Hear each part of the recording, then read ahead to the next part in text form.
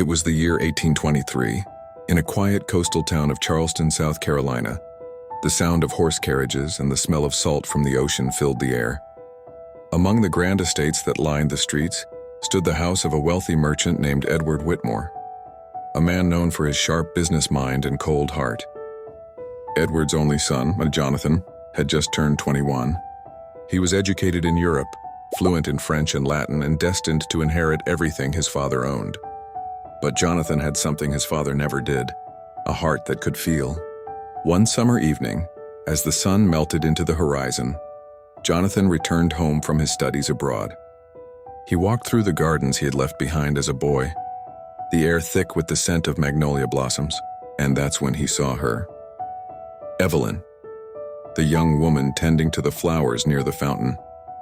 Her hands were rough from work, her dress simple and worn, but her eyes were like quiet oceans filled with stories untold. For a moment, Jonathan forgot who he was, the heir of the Whitmore fortune, and simply stared as if time itself had stopped. Days turned into weeks. Jonathan found excuses to walk through the gardens, each time exchanging just a few words with her. A greeting at first, then a question about the flowers, and slowly, a connection grew in the shadows of that estate. But what neither dared to say was the truth. Evelyn was his father's property, a life owned, a name never written in ink, only in ledgers. And yet when she smiled, Jonathan felt something awaken inside him, something dangerous, something forbidden. One night, as rain drummed softly on the roof, Jonathan saw her again by the stables, trying to rescue a frightened horse from the storm. Without thinking, he rushed to help her. Their hands met, trembling, wet and cold, and in that moment lightning flashed across the sky. For the first time, he saw her not as a servant, but as someone he could never stop thinking about. From that night on, everything changed. Jonathan began to write letters he could never send. Evelyn avoided his gaze, afraid of what her heart was trying to whisper. And in the grand halls of the Whitmore mansion, a forbidden love began to bloom. Silent, fragile, and doomed from the very start. The summer heat had grown heavy, pressing down on the Whitmore estate like a secret that refused to stay buried. Jonathan and Evelyn's stolen glances had become something deeper, something dangerous. Every moment risked discovery. Every word carried the weight of ruin. One night, Jonathan found a letter slipped beneath his door. It wasn't signed, but the handwriting was unmistakable. Evelyn's.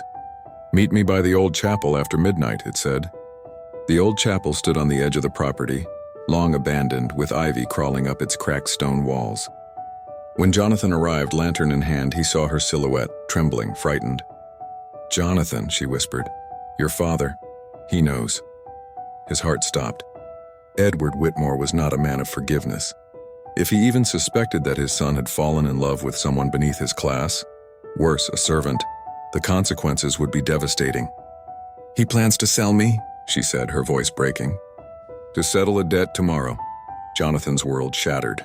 He stepped closer, hands shaking. "Then we'll run away," he said. "To where?" Evelyn asked, tears glistening in the flickering light. "Anywhere but here," he whispered. "I'll find a way, I swear it." But behind the chapel walls, someone else was listening. Edward's loyal butler, Mr. Hawthorne, had followed his young master, and now in the shadows a secret was no longer a secret. The next morning, the Whitmore mansion erupted in chaos. Jonathan was confined to his room, the windows locked, the doors guarded. Evelyn was gone. He searched the estate in vain, calling her name through the endless fields. All he found was a single magnolia flower left on the fountain's edge, the same place where he first saw her. Days passed and the world grew quiet again. But Jonathan wasn't the same. Every room, every hallway whispered her name. And late at night he could swear he heard footsteps in the garden, soft, familiar, and haunting.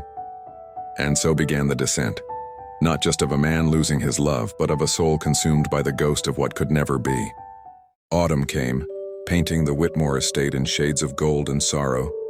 Jonathan's father had fallen ill, and rumor spread that the family's fortune was dwindling. But for Jonathan, nothing mattered anymore. He spent his days wandering through the empty halls, his nights by the fountain, the place where love had once bloomed. Then one evening, the wind carried something strange, a whisper. "Jonathan." He froze. The voice was soft, like the memory of a dream. He turned, and for just a second he saw her, Evelyn, standing beneath the magnolia tree. Her white dress fluttered in the wind, her eyes filled with sadness, and something else. He blinked and she was gone. From that night, whispers followed him everywhere.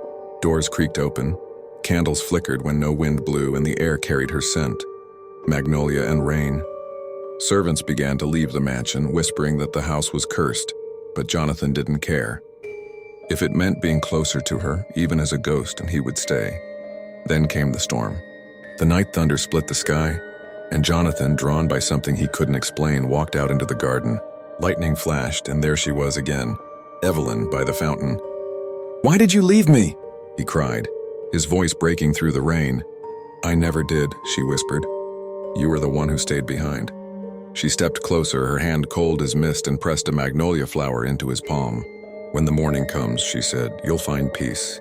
The next day, the servants found Jonathan lying beside the fountain, the same magnolia still clutched in his hand, a faint smile on his lips. Some say he finally found her. Others say the Whitmore mansion remains haunted, where two souls, bound by love and tragedy, still wander beneath the magnolia trees, waiting for the storm to come again.